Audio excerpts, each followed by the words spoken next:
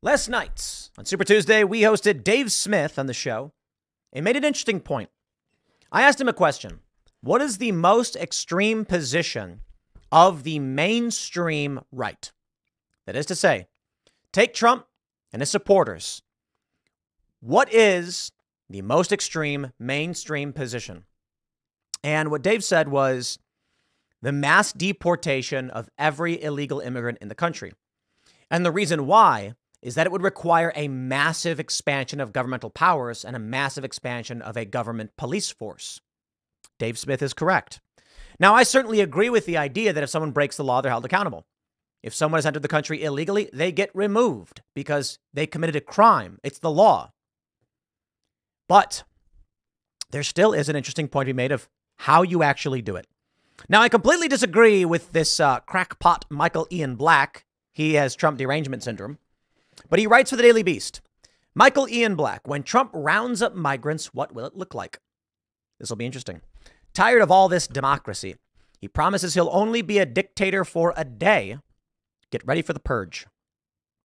He says, felon in waiting Donald Trump, for all intents and purposes, secured the Republican presidential nomination this Super Tuesday. Blah, blah, blah. We get it. Trump has already promised to Newsmax's Chris Salcido that he will order mass deportations on day one. If it doesn't sound dictatorial to you, don't worry. Trump also promised he would be a dictator only on day one. Now let's pause for a minute. Context matters. When Trump was asked by Hannity, he said if he would be a dictator, he says only on day one, we're going to drill, baby, drill. And I think he referenced deportations. The left is acting like he's saying he's going to round up and arrest people and do all this weird stuff. And it's like, calm down. As for the deportations, this is true. And there's an interesting question here. He says, if you take Trump at his word, and we've never been given any reason not to, he will only be dictator for a single day. Now, here's the interesting thing.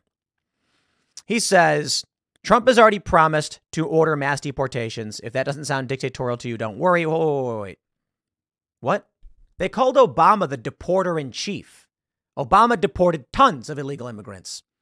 What is this world they live in where they're like, you can commit a crime, and if anyone enforces the law, it's a dictatorship? It's a ridiculous argument. But, here we go. He says, if that's the case, it necessarily follows the entire mass deportation of as many as 20 million people would all have to happen on the same day. Chill, dude. It doesn't. Deporting people is not dictatorial, but he says, if you want to get rid of at least 10.5 million undocumented immigrants, criminal aliens, let's correct that. You're going to want at least a couple people per immigrant. That's 21 million people right off the bat. Where do we find them? Our entire military is fewer than 3 million, so that's not going to do it. The National Guard is about 500,000. We're still short 17 million. Okay, let's drop the crackpottery from this moron, Michael Ian Black, and address the issue seriously. First, Donald Trump will not arrest every single illegal immigrant in one day. That makes literally no sense. However, if we're talking about 10 to 15 million illegal immigrants, and depending on who you ask, it could be higher than that, you will need a new massive expansion of a federal law enforcement agency. ICE will not be able to handle this. The first thing Trump is likely to do is seal off the border. I believe that under Trump, we may actually get a moratorium on immigration in general. Seriously. And this could seriously restrict even tourism. Trump, as president, could make a move citing national security. He would likely be overruled at the Supreme Court, but at the very least, he will secure the actual border areas. Trump would be able to declare through executive order and national security that we're closing the actual borders. And I don't mean that, I mean like the ports of entry likely would be overturned. And so all that would really happen is first, the massive influx we're seeing now would halt. Trump would then need ICE and CBP, because Customs and Border Protection operates in certain areas and ICE handles immigration enforcement within the country. He would need a massive expansion of this. He would need a lot more people. And to be fair, maybe it'll just happen slower than people want, but it would be fairly slow unless he were to massively expand this police force. Dave Smith made an interesting point. He said Donald Trump should campaign on all of the troops everywhere in the world are coming back to the United States and will be on the southern border. And he's like, you might actually win some libertarians if you do that. He goes on to say, I think it's going to be tough to find millions of Americans willing to go door to door rounding up families. Normally, when Americans have a job they don't want to do, they outsource it to immigrants. That is so insanely wrong and racist. I despise the liberal elites. Donald Trump's administration deported several hundred illegal immigrants working at meat processing plants. Then those processing plants held job fairs. The news media interviewed people who were showing up. One white man was asked, "Why would you want to work this job? Nobody wants the job." And he goes, "What do you mean? It pays better than my last job." Yeah. The illegal immigrant was making more money than an American citizen because the American citizen couldn't find the job. It's ridiculous.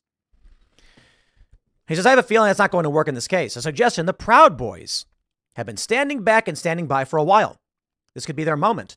If there was one thing the founding fathers envisioned for this great nation in 1776 was violent militias of Fred Perry wearing no-fap enthusiasts busting heads for America." How many Proud Boys are there? 10,000?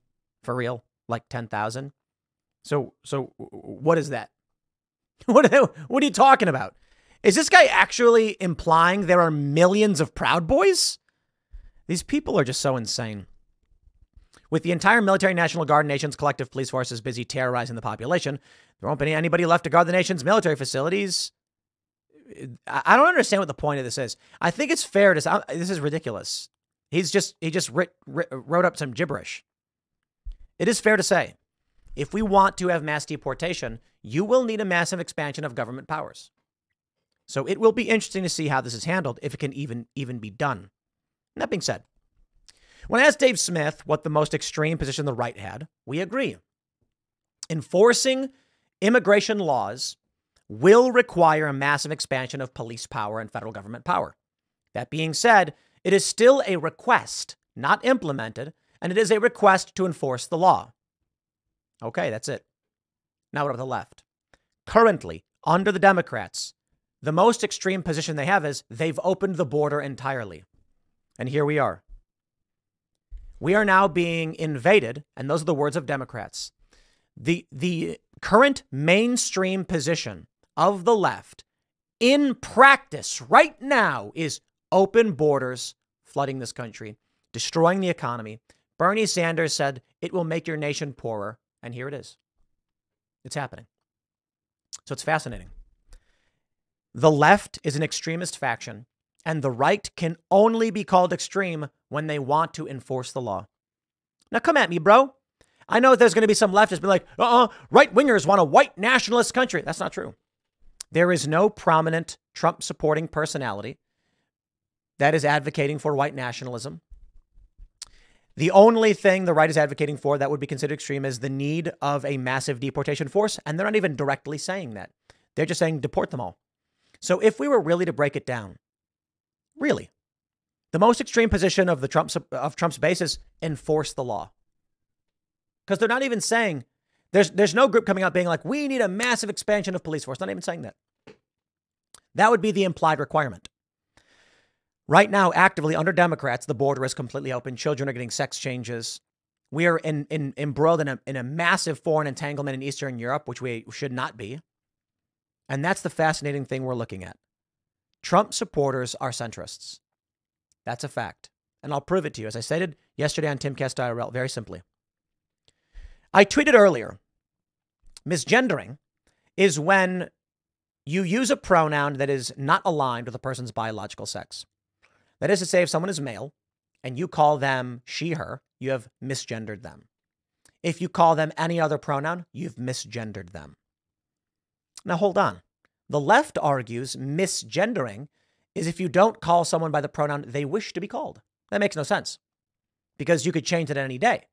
So gendering someone incorrectly would be if you're calling them by something that doesn't align with physical reality.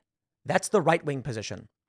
The left-wing position for the issue of misgendering is, well, I should say the actual mainstream right-wing position on misgendering is that we just don't ban people. That's it. Really? The right's official position is, as I stated, you call someone the pronoun they're not biologically aligned with, you've misgendered them. I made this point on the Joe Rogan Experience when Jack Dorsey and Vijay Gadde were there. On Twitter, Republicans and Trump supporters aren't asking for that rule to be enforced. They're asking for neither because they're centrists. And the media keeps saying they're far right, but they are centrists. That's right, ladies and gentlemen. The average run-of-the-mill Trump supporter is a moderate, like Donald Trump himself. And that's why you have Trump saying stuff like, we don't want to ban abortion. We want something comparable to like Europe. And then conservatives are like, egad. But you see, Trump is a moderate. So they can only pretend that he is the dictator. We'll see how things play out. I'll leave it there.